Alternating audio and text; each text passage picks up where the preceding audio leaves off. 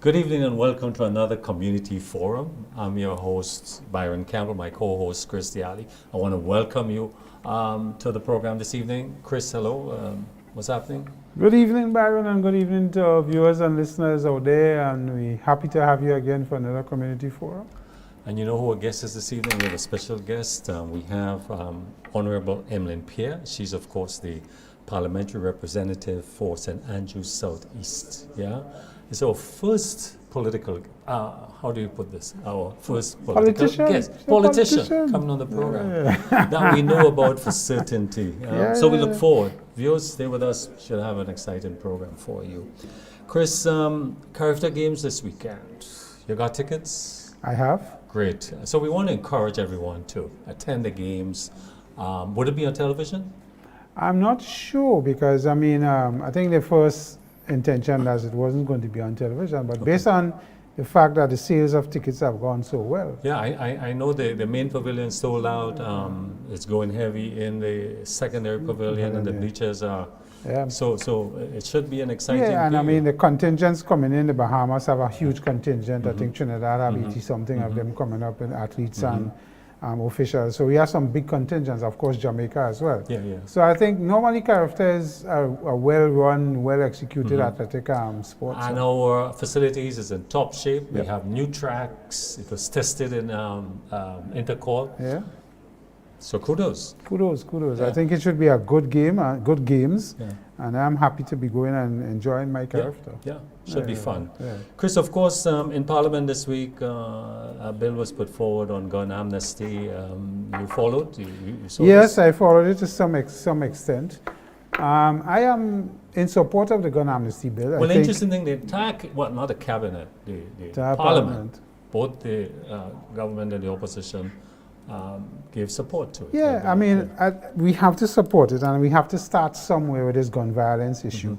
Whether it's through amnesty, whether it's tightening of the laws, whatever it is we have to do, but we have to put things in place to encourage the people who have illegal firearms and ammunition to give them up and change lifestyle, do things differently.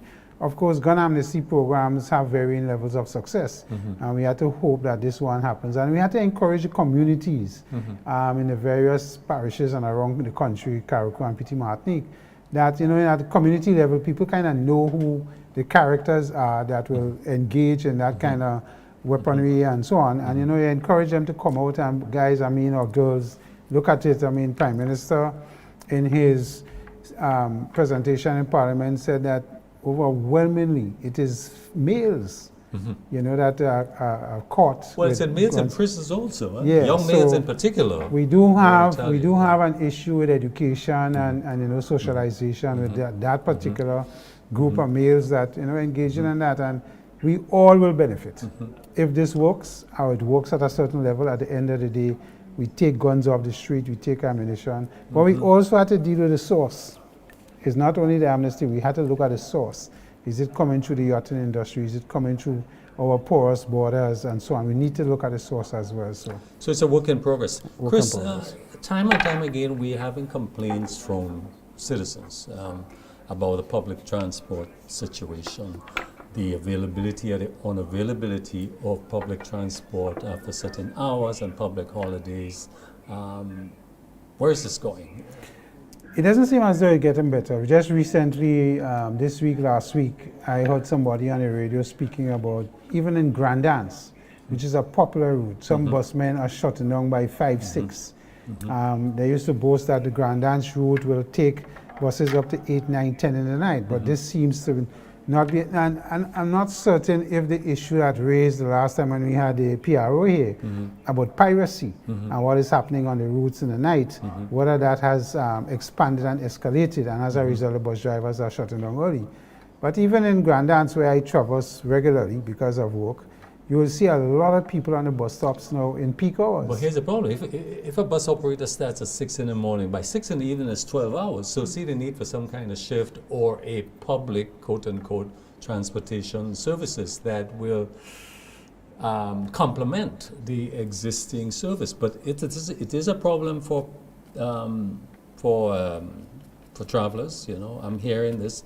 The other day I saw a post in the market with in the bus terminal. There were hundreds of people there waiting for transport, and there were none. Yeah, and so I keep saying that the conversation around public transport working alongside private transport needs to be seriously looked at by the government, because it works in other countries. And we're seeing a lot of workers now not being able to get home on time when they finish work, and even get into work on time. And we can't rely absolutely and totally on a private bus system. We have to find a way to merge the two and give, I mean, more it will create more business, as we discussed before. I'm not sure if this comes under the responsibility of there's a transport commission. Be interesting that we talk to them sometime about this particular issue. Yeah. Chris, I think it was in the budget address that there were, it was announced the intentions of the government to merge the Grenada Development Bank and the GIDC. Is that going anywhere? You know, can you add anything further to Well, this it seems initiative? to be taking up some momentum. And you're hearing a lot of things as to the reason and the justification for it. I am not totally convinced that a merger is the right way to go. I think GIDC as an investment corporation has a particular role to play. Same with GDB as a developmental bank. Merging the two, I'm not sure if we'll get the kind of cost efficiencies that we think we may get. You're hearing that one of the reasons for it is that the government through GDB, because of what is happening with funding through CDB and what is expected, that they're trying to levy the assets of GIDC to raise funding and so on. You're hearing a lot of things. I'd be careful about that. Yeah, and you know, we really need to understand what will be the advantages of the merge. Probably we could partner. GDB has its role, And GIDC has its role, and there be common services that we could partner I'm with. aware you that know. they have been working closely together over the years. I know of several initiatives where they have collaborated. Chris, again, in that same address, the question of cannabis legislation, particularly dealing with the decriminalization of cannabis, of marijuana, was going to begin, that process began in the first quarter. I've not heard anything about this action by the government. Have you? No, I'm just like you. In fact, one of our guests was here recently, but Anselm Cloud, Yeah. he's on the commission, a member of the commission, and he gave, in fact, according to him, it was a Timelines. guarantee. He gave a Yeah. timeline. He said it was going to happen by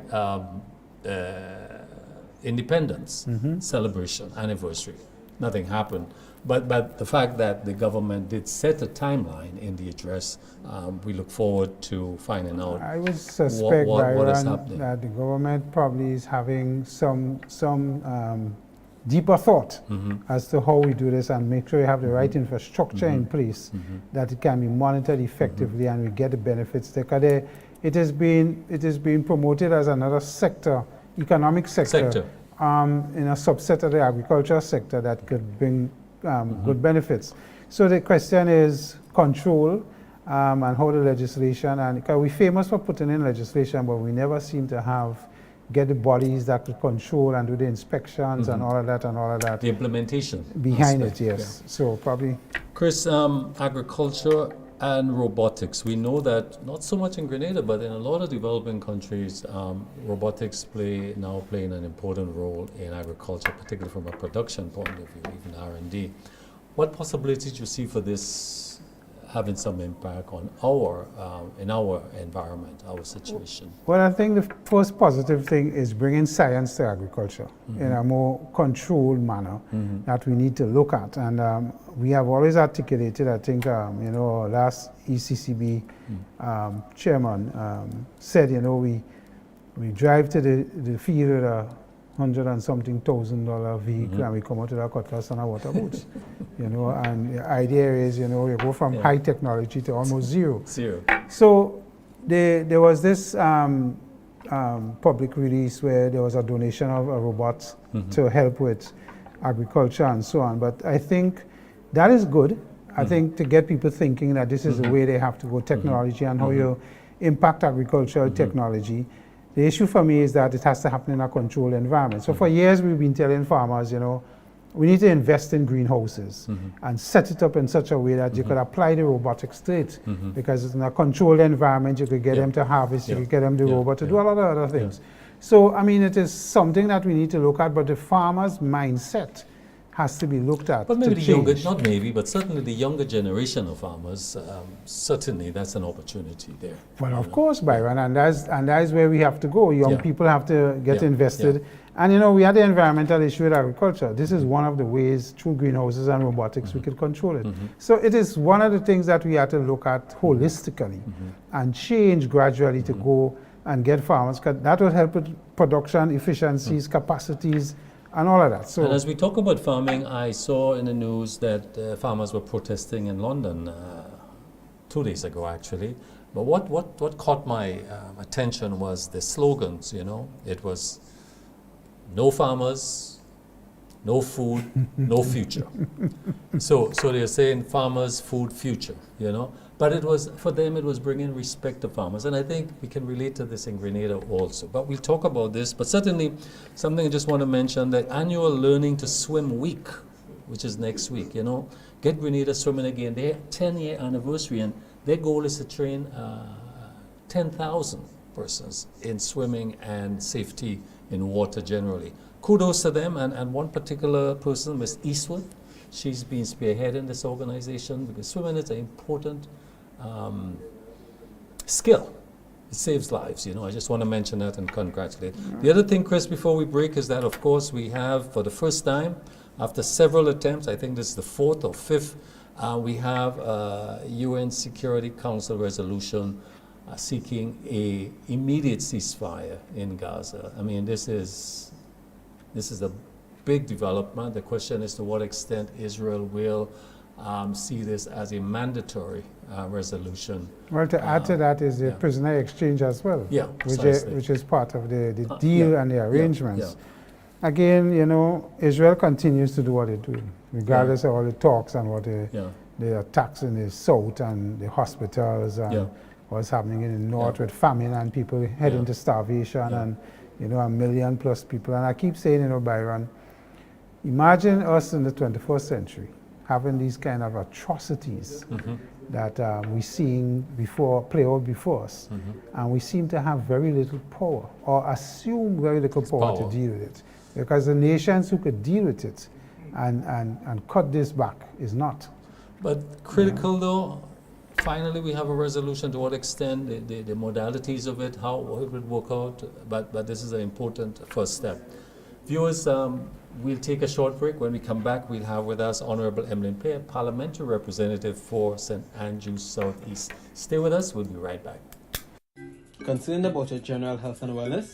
Do you need to know your complete blood count, lipid profile, or HbA1c? Maybe you're an athlete or work in an environment that requires regular drug screening. Interested in STI screening? What about renal, liver, or thyroid tests? All these tests, plus hundreds more, are available at Allied Laboratories. At Allied Laboratories, we are committed to providing the best service with accurate results. We now have 3 fully equipped locations to better serve you. You can contact our Grand Anse branch at 403-3488. You can contact our Grenville branch at 410-3488. Or you can contact our newest addition, the Guelph branch, at 404-3488. Or send us an email. We're taking care of Grenada. Get ready to witness the ultimate showcase of talent, speed, and determination at the 2024 Carifta Games. This prestigious event brings together the best young athletes from across the Caribbean, competing for glory like never before. With the motto, many people, one region, celebrating athletics, Carifta embodies the essence of Caribbean unity through sports, igniting a flame that illuminates the future of sports in the region. Don't miss out on this incredible event, taking place at the Karani James Athletic Stadium from Saturday 30th March to Monday 1st April 2024. Get your tickets now at Grenadian Optical or visit gotofed.com and secure your spot to be part of this extraordinary celebration of athleticism. At Maitland's Motor Sales and Rentals, we sell engines for all makes of vehicles. Toyota GT Corolla 6-speed, Toyota MR2 and Evolution 3. We've got transmissions for Toyota Noah, 2.0 Suzuki Escudo, Toyota Corolla. Windscreens for Grand Vitara, 2 and 4-door Escudo, Toyota Corolla front and back, and Suzuki Escudo wheel covers. Also available are motor oil, oil filters, crystal headlights for Toyota Corolla, brakes for all makes of vehicles. We sell C16 and Q16 racing fuel.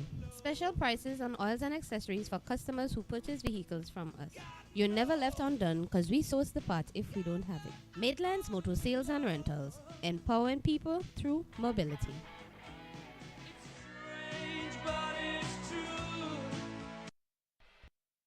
Hello everybody, this is Kirani James. As you can see here, I'm at the Cuthbert Peters Park in Guelph, doing some training for the 2024 Olympics. As we all know, sports gives us so much, right? It gives us a dream, it gives us discipline, it gives us a sense of community.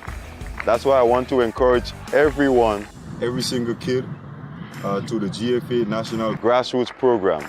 There are over 33 grassroots centers across Grenada, Carriacou, and Petit-Martinique. So I want to encourage your parents, everyone, if you want your kids to be a part of a football program so that they could get a proper foundation, not just in sports, but to help them be upstanding members of society. I encourage you to join the grassroots programs and to participate in it so that your kids could have some success. Thank you.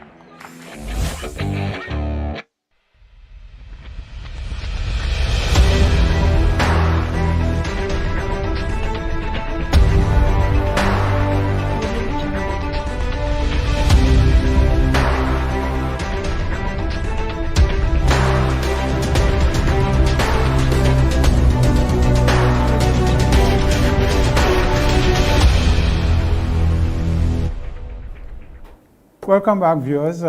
This is Community Forum, and as we indicated earlier, our guest this evening is the Honorable Emmalin Pierre, who has a rich history among our youths, a teacher, and a politician, to say the least. So, Mrs. Pierre is here. She has been a career started as a young journalist. I didn't even know she had journalism experience. And then a teacher, and then she has been a volunteer in many of the service clubs. We have regional coordinator of the Commonwealth Youth Program, president of the Leo Club, and St. Andrews president of the National Youth Council. So again, a lot of volunteer work among young people.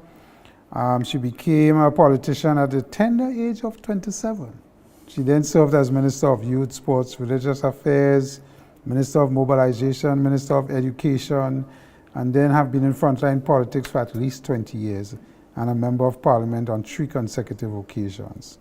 She's a consultant at times, I suppose when she's not actively engaged in parliament and the ministries, and has done consultancy work throughout the region in particular areas leading to leadership and management. So, Madam Pierre, we welcome you. Thank you so much. To the my program. pleasure. My pleasure, definitely. I didn't say she's married. I'll leave that out for the time. And she is. Right. And is the mother of 3 lovely boys. So, yes, welcome. Emmalin, one of the things, if I may. Emmalin, Sure. You know, as a politician for the last 20 years, and I'm going to toggle between the politics and particularly youth, because I am interested in how you see what is happening now in our society among young people, your experience in dealing with them over the years, and what you see as probably the main issue affecting our young people, and how you think we could solve it. So definitely, I think as it relates to young people, we are living in different times. So what worked for young people 25 years ago Our generation has to be adapted to suit young people today. And I think that's the fundamental thing that people have to understand. So if you're going to take an approach where you send out a public notice and invite young people to come to a community center to have a meeting, definitely you will have challenges. So I think the cultural changes, the influence from external, young people have been attracted by so many different things, technology, so many things have changed over the years that we can't use the same broom to sweep this. It has to be a different intervention. Right. And let me switch it to politics. When you were campaigning with NNP, the youth vote and the way we compared to NDC and what they did in social media, your presence on the NNP wasn't as heavy as them, and it would appear the reach from the NDC side was far greater than what you saw in NNP. That's the point. That is the point. So if you're going to use a strategy that's outdated, definitely you're not going to reach young people. And indeed, it was very evident in the last election. The opposition party would have invested more in reaching young people through social media, and we have to admit that. And so quite obviously they did a better job at engaging our young people, and that's the point I was making earlier. What is the strategy that you're going to use to engage them? And how are you going to get their attention in the first place? Because before you have all these fancy programs, you first need their attention, right? When you have their attention, the strategy again is key. If you're going to view young people as objects to be fixed, that's problem number 2. So getting their attention is one, engaging them, but then getting them to be part of the solution. As a matter of fact, getting them to identify the problem and let them be part of that solution. As a matter of fact, they should be center of the solution. Let them feel that they are creating the solution. So the approach taken many years ago obviously can't be the same approach right now. In Parliament this week, we had debate on the amnesty, and Prime Minister Dickon Mitchell clearly articulated the challenges we have with males in particular among the youth. And from your vantage point and your years' experience in dealing with that, how do you see, or what do you suggest as a fix? Because we have more young men, and we always talk about men in crisis, and obviously with the young youths we're seeing that. How do you see a fix? Does the approach, as you say, has to be different, but where do you see us getting particular interventions to help with the situation? And young men, they look for the attention of people who care. So you got to be able to shift from what I would refer to as the cognitive empathy, in that you know there's a problem, you see there's a problem, it's very visible, and now you must move to the compassionate empathy. What am I going to do about it, with all of these strategies that I referred to? And the intervention has to be on the ground. So if you're going to call them to the trade center, of course you don't expect them to show up. So you got to go on the blocks. You have to go meet them. But again, they must not see it as tokenism. They must not even see it as politics. So that when you go, they must feel that you're genuine. So if I show up on any block in my constituency right now, it's going to be seen as genuine. Why? Because they're used to seeing me there, right? They've felt my presence before. But if you're going to show up because you want them to be part of an intervention, that's going to be difficult. They're probably going to run your way. So 20 years in frontline politics, that's a long time. But what I observe here also is that your MBA, your master's program, was specialization in leadership and innovation. And you're a certified leadership practitioner also.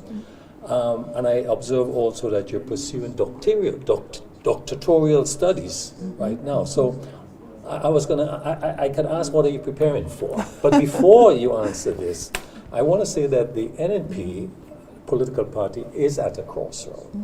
Its political leader, Dr. Michel, on several occasions have indicated very clearly, this is information, that it is not the intention to contest leadership in your next convention.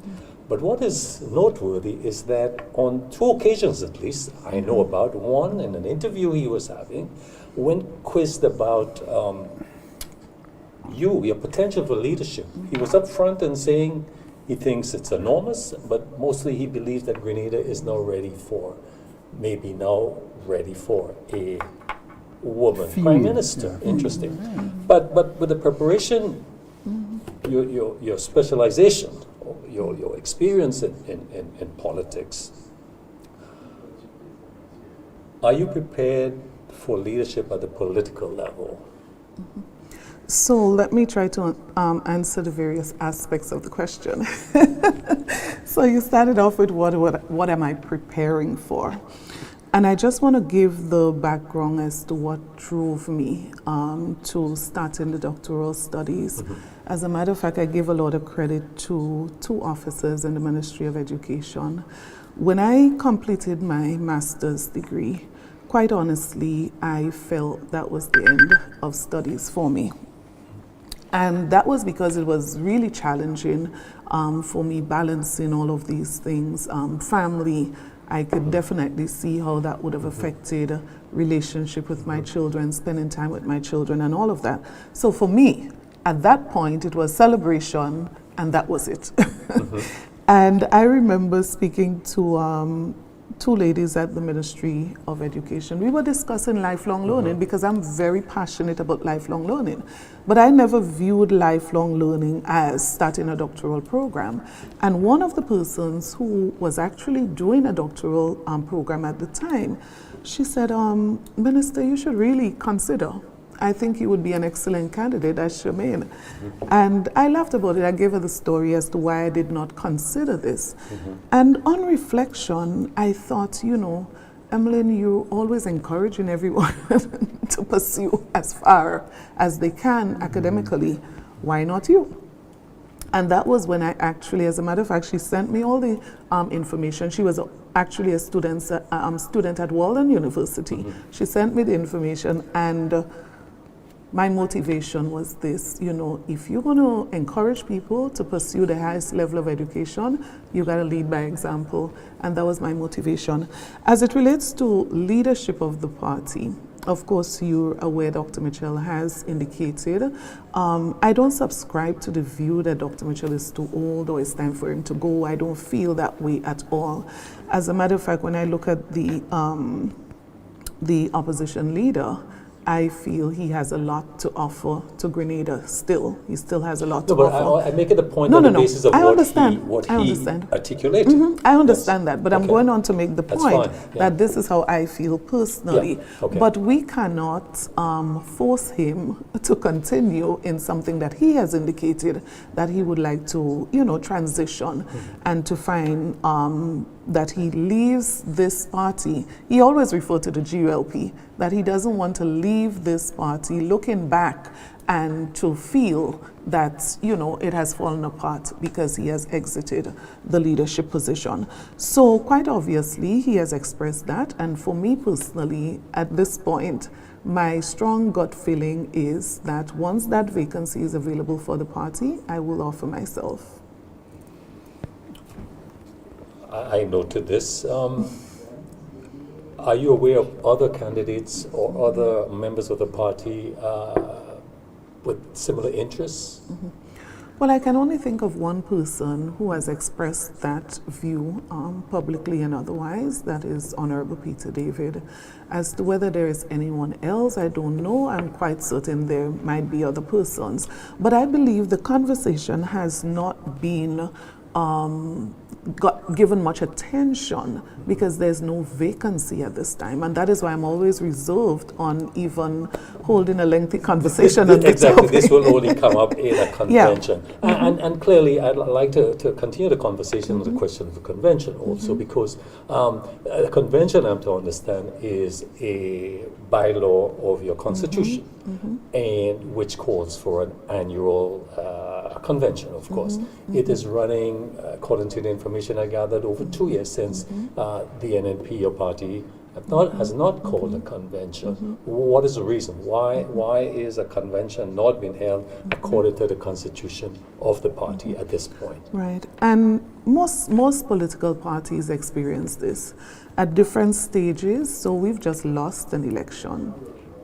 We obviously have to go back to the drawing board, look at what may have been the reason, what structures need to be put in place to ensure that you move the party from point A to point B. You want to make sure that you create that opportunity where you can attract as many persons towards leadership as possible. If you look at our party at this point, quite a number of persons are of a certain age. Some of them have already indicated that they are not going to be contesting anymore. The question is, do you rush into a convention, or you strengthen your structure and your readiness for a convention? Because once you get to a convention, you are now electing people into position that would carry you to the next election. So this is a critical convention. As a matter of fact, I don't believe this convention is as critical as any other that I have experienced, right? So it's a convention with a difference. To me, it's a preparation. What's the timeline like for the convention? Right, and only Not the date, but what's the timeline for it? and only the executive of the party can say that. Yeah. And that is the other thing. The party has not held a convention since the last election, and that has been a decision of the executive of the party. Sometimes I hear all different stories as it relates to the reason, but the executive, which meets regularly, at least once per month, on several occasions would have examined the readiness of the party to hold a serious convention. One pundit that spoke to me about this particular situation says, look, it is more of a reason to call an early convention if it's perceived that the party is weak, it's not organized well, the work on the ground, in other words, because that will then give the new executive the energy to in fact correct this situation. Right. And so you can't, he doesn't believe, or she doesn't believe that that's a reason. In fact, that's a reason to call a convention, so that you can hurriedly put things together. What's your response to this? My response is, if you have the ideal situation, of course, and the ideal situation is going to land you an executive that's going to do exactly what you just said. But if you're faced with a situation where the possibility exists that you don't end up with that situation, you can be worse off. And that is why I feel the approach of let us ensure that we build the structure. As a matter of fact, the Constitution speaks about the prerequisites for a convention. And if you ask me right now, we can't subscribe to say that we would have met those prerequisites anyway. So constituencies are admonished by the executive to go do your work, get your work done, prepare yourself. And when we're at that point, let me just give you an example. Constituencies have been asked to review the voters list in the various constituency because to us registration is critical. The work that has to be done at a constituency level, formation of your village groups.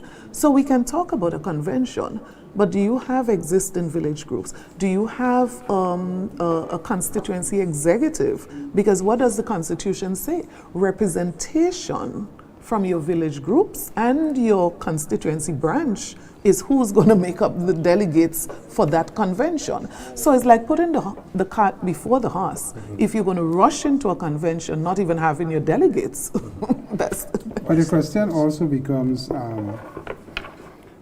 Mrs. Pierre, that there must be a time sensitivity in terms of you having to field new persons to contest the election for the various constituencies. And the voting populace, whether NNP or NDC or the undecided, needs to get to understand who these people are and what they have to offer. So there must be a time sensitivity based on when the next election is going to be called. The current party is almost 2 years. 2027, I think. Right. So you have to give yourself some kind of time, because a lot of your last candidates will not be there anymore. There are quite a few of them who have indicated that they want to move on and go into other things. So the party, I hear you about being prepared at those local levels and at the various constituency level, but there must be a time when this must stop and you must get people in and you must start getting people to know at a constituency level and wider who are the people that is going to be represented in NNP. Of course. And I don't think the prerequisite would include having candidates, of course, not that far. The basics, The basics as in having your delegates, your constituency branch, your village groups, and so on. Those very basic things, definitely not as far as having candidates. I don't suspect that the party is going to go into selection of candidates before convention. I can't see why that would be a priority before convention. You won't have people that you think, from a party perspective and from an executive perspective, who we think would be best representative by constituency. Of course, you're heading. So the question is, how long do we wait for the party to get there? Because we 2 years into this cycle already. 20 months. Yeah, so the question is, do we expect the party to take another year to get itself organized? Is the executive doing what it's supposed to do? So that they can start presenting to the public that this is where we want to go. So from my perspective, from where I sit as a member of the executive, I feel quite comfortable that the executive has given the appropriate mandates, that the General Secretary has been in contact with the various constituencies, that various decisions as it relates to speeding up the political work in the constituencies and the relevant feedback on those issues have been coming. So from where I sit as a member of the executive, I feel pretty confident that the process is on. I would say far more on than it has been ever in my time as a member of the party. So I trust the executive as it relates to making a decision of time at an appropriate time that the party would be well prepared and ready for the next election. I feel very confident about that. Okay, so the NDC administration has been in office now for 20 months. They are there with an agenda, transformative agenda. Honorable Pierre, what is your assessment of the transformative agenda? I'd like you to be balanced with it. What is your assessment of the transformative agenda to date? So my honest, unbiased, what was the word you used? Balance. I balance. I don't intend to bring anything else, but you know that. Yes. So I'm disappointed, right? In terms of when we put the word transformative agenda on the table, I'm disappointed. If you ask me to rate the government's performance between then and now, I would say it's been fair, right? When we start speaking transformational, it's a totally different thing. So if you're talking about continuing the regular things that have been, this term, the pipeline, has become very popular. So continuing the mundane things, I would say you've been going fairly well there. But I'm very disappointed as it relates to what was promised, what got this government into office, and the sort of pronouncements that we've been getting. And I'll just use a practical example of yesterday. The very minister that said that within 6 months, we are going to complete road 1, 2, 3, 4, is the very minister that said yesterday, why do you expect us to be able to do this in 6 months? You see the point I'm making? Now, this government came into office, in my opinion, humble opinion, with a number of promises, and maybe the very correct promises to attract people's attention. The very things that people wanted, the things, you just told them what they wanted to hear.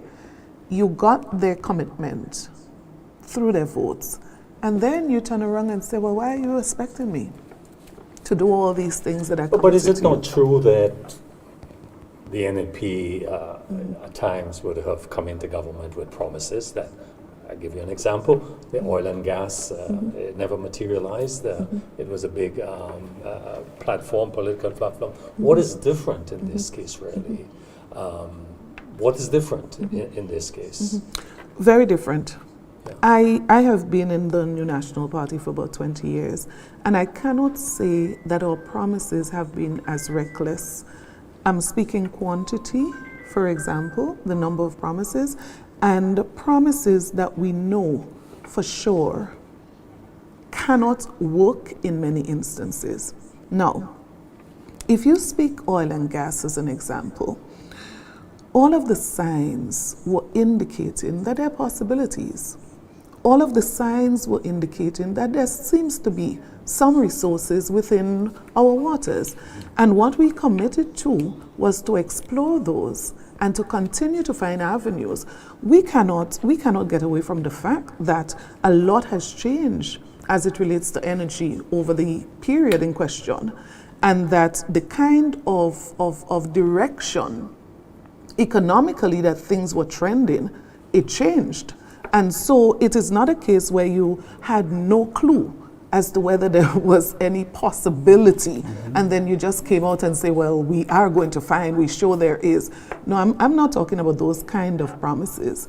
And at the end of the day, even when things were done, I believe we have not done sufficient analysis, assessment, to determine the impact of those things, whether it be on people in general, whether it be on the economy, for example.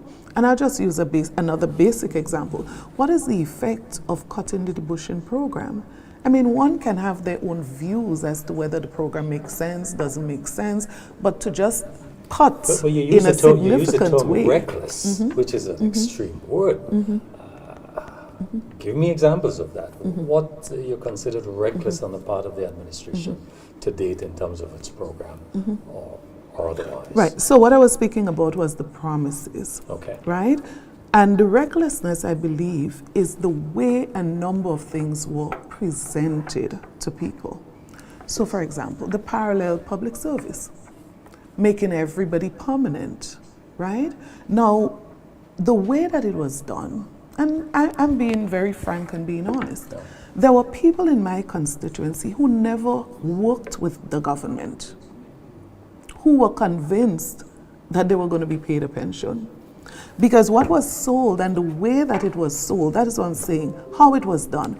Now, you know, in 6 months, it's going to be very difficult to do 5 major roads. Why tell somebody that?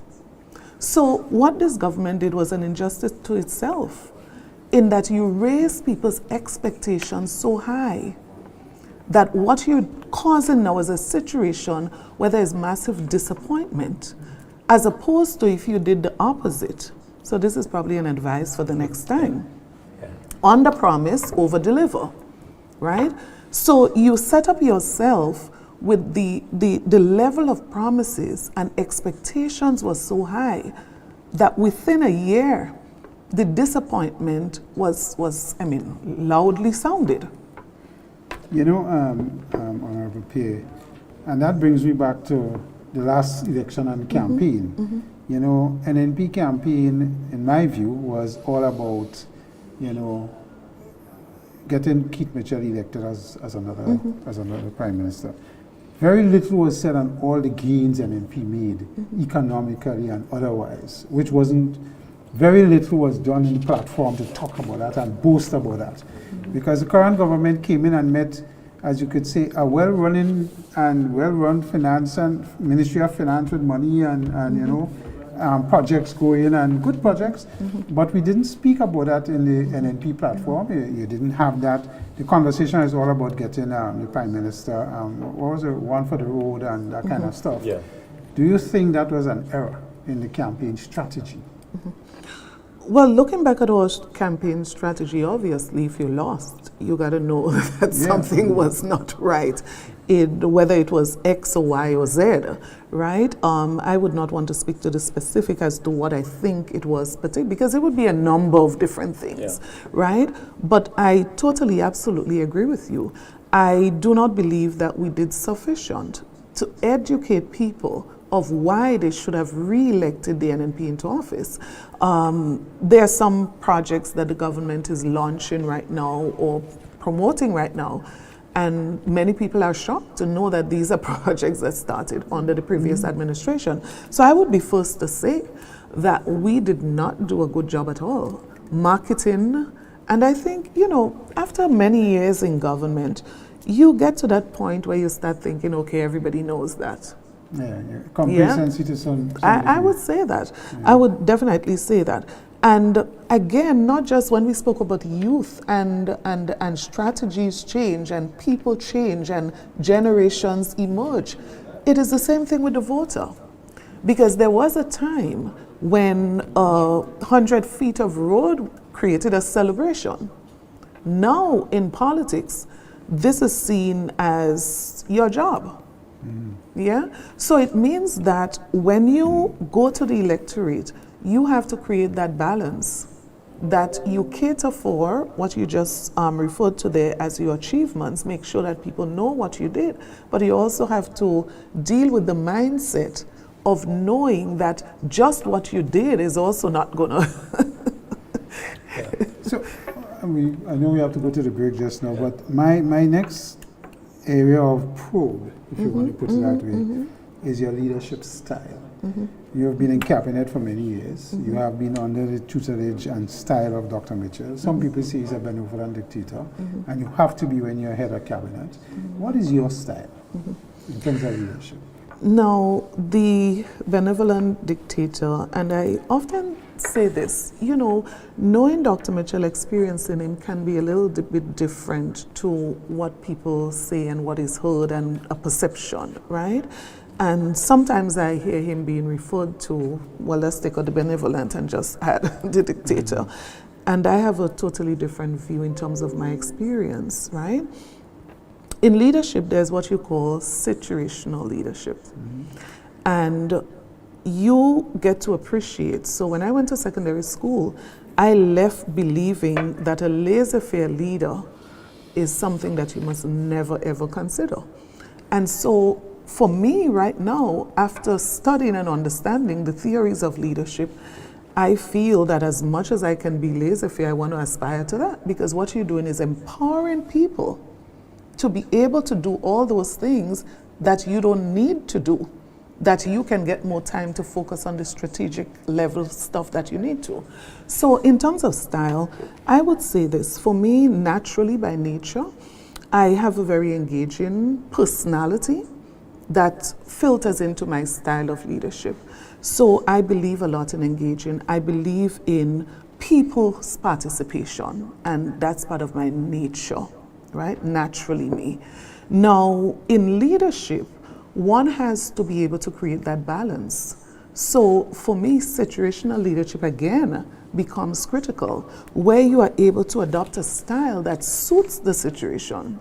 Right. Because I always give the example of a crashing plane.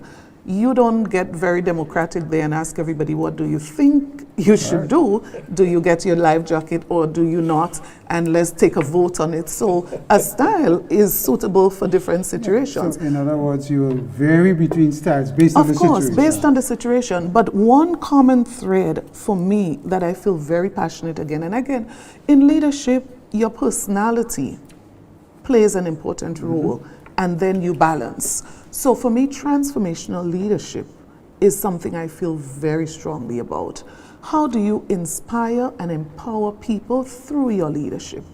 And I think for me, if you ask me to name a specific style, I would say the common thread, visionary, transformational, servant leadership, but situational leadership governing the immediate style that is going to be used in any particular situation. You know, one of Dr. Mitchell's greatest assets, I think, was his ability to sit with the king and sit with the man by the bar on the side of the road. And he could transition the entire strata and spectrum without ease, without any difficulty, with ease. And that, I mean, I think, as a leader as well, you have to have that quality. So do you see yourself being able to transition? Because you need to be able to sit down with a man on the block, as you said, and meet with the king. So how do you see yourself fitting in that role? After 20 years in this, you would have had several exposure at different levels. So as you say, sitting with the king, I had the opportunity before getting into politics to sit with the Secretary General of the Commonwealth. This was probably in about 2000, before I got into frontline politics. And I did so as a young person. So over the years, you have had the opportunity to serve in different capacities, to be in different forums, different levels. And to me, the exposure of the last 20 years, I believe I can pretty much balance that. We have- Yes, Go ahead, the finish it. conversation is the thing. Because the conversation in the corner shop on the side of the road is quite different to the conversation. A lot of us as leaders could probably not transition the conversation. So what a man in the shop would want to hear in terms of basic things and how you're going to address certain things is different too. Of course, So of you know, course. that is And that is situational. We have to take a short break now. Viewers, please stay with us. We'll be right back. Concerned about your general health and wellness? Do you need to know your complete blood count, lipid profile, or HbA1c? Maybe you're an athlete or work in an environment that requires regular drug screening. Interested in STI screening? What about renal, liver, or thyroid tests? All these tests, plus hundreds more, are available at Allied Laboratories. At Allied Laboratories, we are committed to providing the best service with accurate results. We now have 3 fully equipped locations to better serve you. You can contact our Grand Anse branch at 403-3488. You can contact our Grenville branch at 410-3488. Or you can contact our newest addition, the Guelph branch, at 404-3488.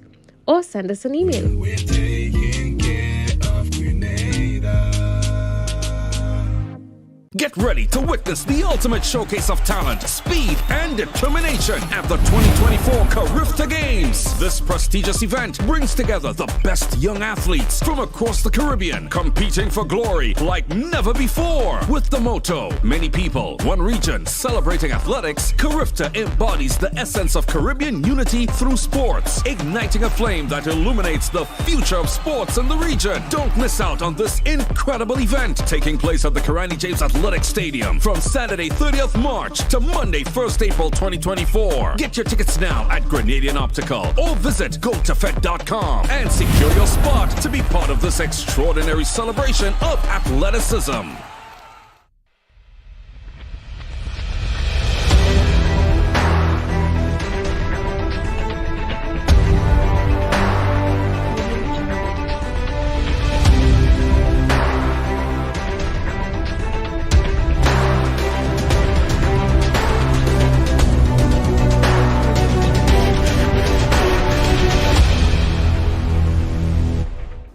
Welcome back, viewers. We're here with Honorable Emmalin Pierre. The question of foreign affairs. I have a few questions for you on this. Here is a situation that recently we've had developments in the Middle East. We've had developments in our regions. I'm talking about what's happening in Gaza and the Israelis, what's happening in Haiti, a member CARICOM country, for example. And Venezuela. And Venezuela also, and Guyana. But we have not been, the government in terms of foreign affairs have not been articulate, or at least they have not been communicating widely what their policy on these various developments are. Do you have an opinion on what's taking place in these regions? And I just want to agree with you on the communication. Yeah. Recently, in regional news, for example, you've heard some countries come out to say what is their position on recent discussions at the CARICOM level, for example, regional integration. And some countries have been extremely blatant. So you've heard Bahamas, for example, speaking on the Haiti situation in a tone that he was almost sounding like he was crying, but crying, saying, you know, we are not able to accommodate refugees here. And I mean, his tone, you almost felt that he was going to say, yes, let them all come. But very strong position. Even to the extent when promises were made as it relates to support for Haiti, his point was, and I noted that popped out to me, he said maritime support. And he was very, very clear as to what Bahamas was going to be doing or contributing to this conversation. I am yet to hear anything locally about some of those decisions and what is Grenada's position specifically and in detail on those things. So, you know, it's very unfortunate, but a lot of these issues that you raise is really, in my opinion, people not being able to compromise, people not being able to sit and talk and come to solutions in the best interest for the greater good. And so many times you find individuality, personal opinions, fraction of people, and not even being willing to listen to a different opinion or to consider a different opinion. And for me, one can speak about the economic implication. One can speak about how all of this is going to affect the cost of energy, how it's going to affect the cost of food, and what implications it have in terms of people moving from one place to another. So when we speak about regional integration, people love the sound of it, but then somebody sit back and say, what kind of effect would that have on our healthcare system? Can you imagine 10,000 persons, I don't want to name any country here for specific reason, but could you imagine 10,000 persons coming in and landing in Grenada or, entering through the borders, and they have access to a healthcare system? Some people look at it solely from those perspectives. But for me, what hurts most about these issues is the number of lies, innocent lies. The human element. The human element. And that seems to be the aspect that very few persons seems to be concerned about. So it's quite okay to drop a bomb and kill 500 people because somebody shot down a drone. Yeah.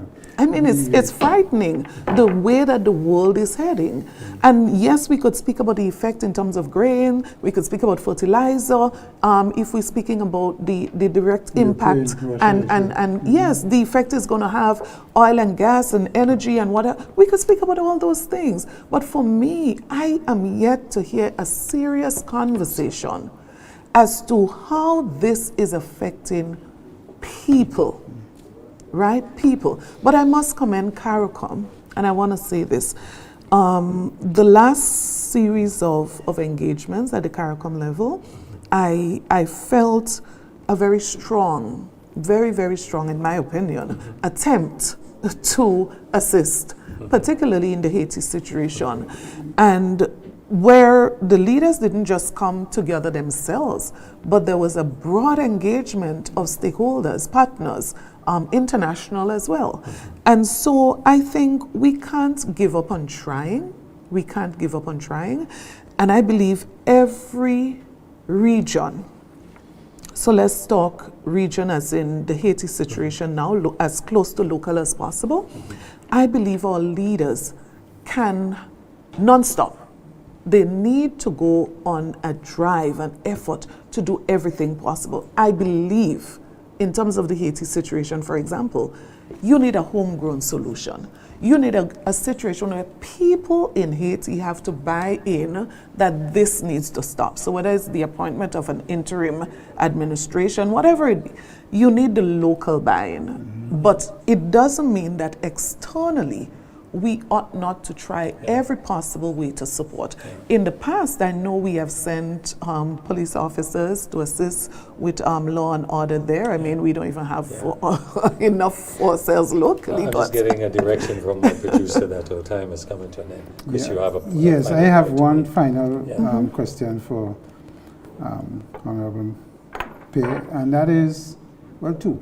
The first one is, I know you are minister of your religion and you engage.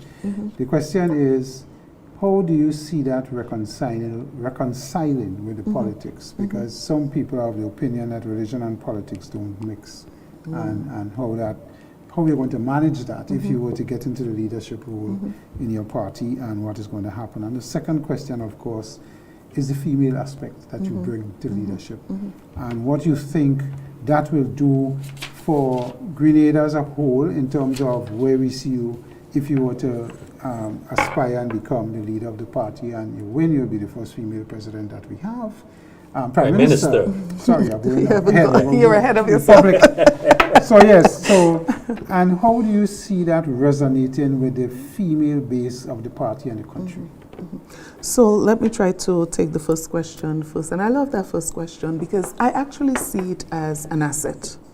My spiritual values, my very strong spiritual views, I see that as an asset. I see it as you sending out an application to say there's a vacancy here, and if you have a vehicle, it's an asset.